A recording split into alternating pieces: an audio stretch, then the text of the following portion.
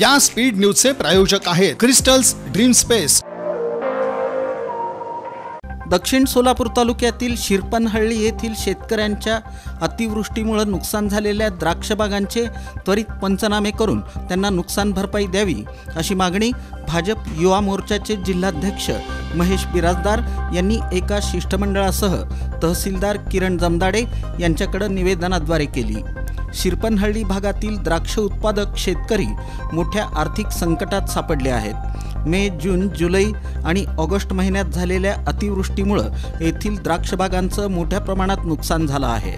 मात्र या नुकसानीचे अद्यापपर्यंत पंचनामे झालेले नाहीत अशी तक्रार शेतकऱ्यांनी केली। यावेळी निवेदन देताना भाजपचे माजी तालुकाध्यक्ष सिद्धाराम हेले यांच्यासह द्राक्ष उत्पादक शेतकरी उपस्थित होते। जिल्हा स्तरावर जिल्हा पाणी आणि स्वच्छता मिशन कक्षात जलजीवन मिशन आणि स्वच्छ भारत मिशन ग्रामीण अंतर्गत एकत्रित कर्मचारी काम करत आहेत। स्वच्छ भारत मिशन ग्रामीण आणि जलजीवन मिशन अंतर्गत कर्मचारी कार्यरत आहेत। या कर्मचाऱ्यांचा आकृतीबंध करण्यात आलेला नाही। शासनात कायम करण्याच्या मागणीबरोबर या कर्मचाऱ्यांचं माहे ऑक्टोबरचं वेतन प्रलंबित आहे। विभागासाठी प्रशासकीय खर्चासाठी निधी नाही। गेल्या वर्षभरापासून निधी उपलब्ध नाही। यामुळे कामावर परिणाम झालेला आहे। जिल्हा पाणी व स्वच्छता मिशन कक्षातील कर्मचाऱ्यांनी काळ्या फिती लावून कामकाज केलं। कृती समितीच्या कार्याध्यक्षांनी विभागाच्या धोरणाचा निषेध केला। राज्य कृती समितीच्या विविध मागण्यांचं निवेदन राज्याचे प्रधान सचिव जैन यांना देण्यात आलं। कोरोनामुळे प्रकल्पाच्या कामावर परिणाम झालेला होता। तसंच स्वच्छ भारत मिशनची कामं ग्रामपंचायतीच्या 15व्या वित्त आयोगाच्या निधीशी लिंक केल्यामुळे कामावर परिणाम झालेला आहे, असंही कार्याध्यक्ष सचिन जाधव यांनी सांगितलं। राज्यातील स्थानिक स्वराज्य संस्थांच्या निवडणुकीत 50% आरक्षणाची मर्यादा ओलांडल्याच्या आक्षेपावर शुक्रवारी 28 नोव्हेंबर रोजी पुन्हा सर्वोच्च न्यायालयात सुनावणी झाली। या सुनावणीत निवडणुकांना स्थगिती देण्यात आलेली नाही। हे प्रकरण 3 न्यायाधीशांकडे सुनावणीसाठी पाठवण्याचा निर्णय घेण्यात आला असून पुढील सुनावणी 21 जानेवारीला ठेवण्यात आली आहे। स्थानिक स्वराज्य संस्था निवडणुकांना स्थगिती देण्यात आलेली नाही। त्यामुळे महाराष्ट्रातील स्थानिक स्वराज्य संस्थांच्या निवडणुकांचा मार्ग अखेर मोकळा झाला आहे।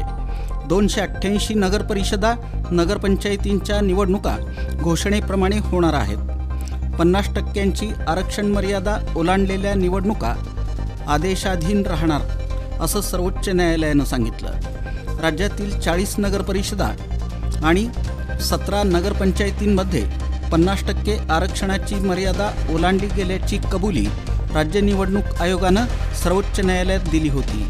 सर्वोच्च न्यायालयानं सुनावणीत सांगितलं की महापालिका, जिल्हा परिषद आणि पंचायत समित्यांच्या निवडणुकांना विलंब नको। आरक्षण मर्यादा ओलांडलेल्या स्थानिक स्वराज्य संस्थांच्या निवडणुका आमच्या आदेशाधीन असतील। पुढील सुनावणी 21 जानेवारीला घेऊ। 288 नगरपरिषदा नगरपंचायतींच्या निवडणुका घोषित झाल्याप्रमाणे होऊ द्या। कोणत्याही निवडणुकांना आम्ही स्थगिती देत नाही। 2 तारखेला मतदान होणार आहे। त्यानंतर जिल्हा परिषद आणि महापालिका निवडणुकाही घ्यायच्या आहेत, असंही सर्वोच्च न्यायालयानं स्पष्ट केलं।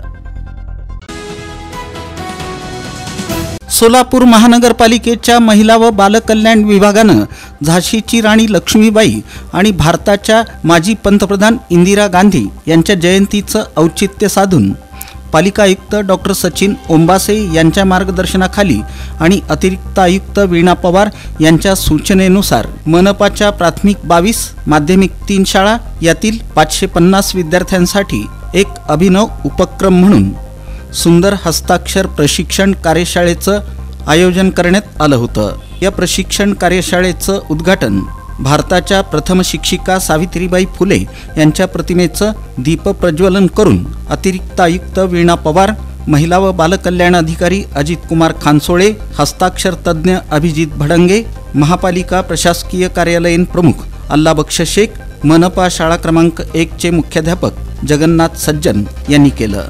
यावेळी अतिरिक्त आयुक्त वीणा पवार यांनी विद्यार्थ्यांना मार्गदर्शन करताना सुंदर हस्ताक्षराचं महत्त्व सांगितलं।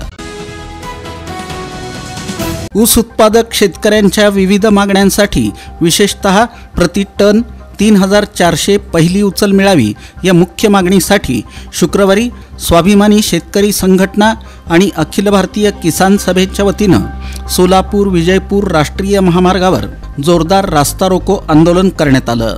दक्षिण सोलापूर तालुक्यातील 11 मैल वनमुर्गी फाटा येथील सोलापूर विजयपूर राष्ट्रीय महामार्गावर हे आंदोलन करण्यात आलं। उसाला पहिली उचल प्रति टन 3,400 रुपये मिळावी या मागणीसाठी शेतकरी मोठ्या संख्येनं रस्त्यावर उतरले। आंदोलनात परिसरातील शेतकरी मोठ्या संख्येनं सहभागी झाले होते। आंदोलकांनी यावेळी जोरदार घोषणाबाजी करत महामार्ग बराच काळ रोखून धरला।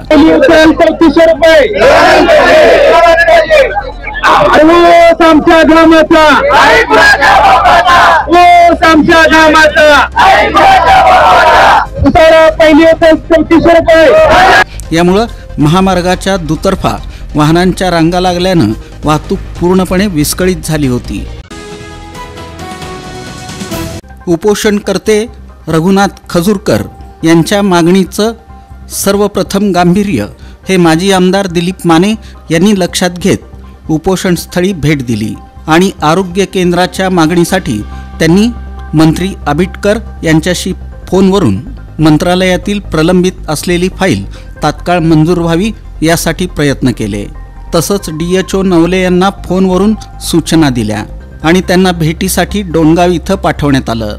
रिंग रोडच्या अर्धवट कामासाठी त्यांनी PWDच्या अधिकाऱ्यांना हे काम पूर्ण करण्याचे आदेश दिले आणि स्मशानभूमीच्या संदर्भातील निधीसाठी प्रशासकीय स्तरावर प्रयत्न करणार असल्याचं देखील सांगितलं। या स्पीड न्यूजचे प्रायोजक आहेत क्रिस्टल्स ड्रीम स्पेस। सर्व सुविधांनी युक्त शहरालगतचा अद्ययावत प्रकल्प, luxurious residential open plots, concrete road, पाण्याची सोय, स्ट्रीट लाईट अशा सुविधांसह मंदिर, योगा केंद्र, open gym, children park, open amphitheatre, निसर्गरम्य वातावरणात नवजीवन अनुभवण्यासाठी पुणे रोड बाळे इथल्या क्रिस्टल्स ड्रीम स्पेसला प्रत्यक्ष भेट द्या। ऑफिस क्रिस्टल डेव्हलपर्स, ICICI बँकेजवळ, पार्क चौक, सोलापूर। संपर्क 820 099 827 आणि 91 45 509 509।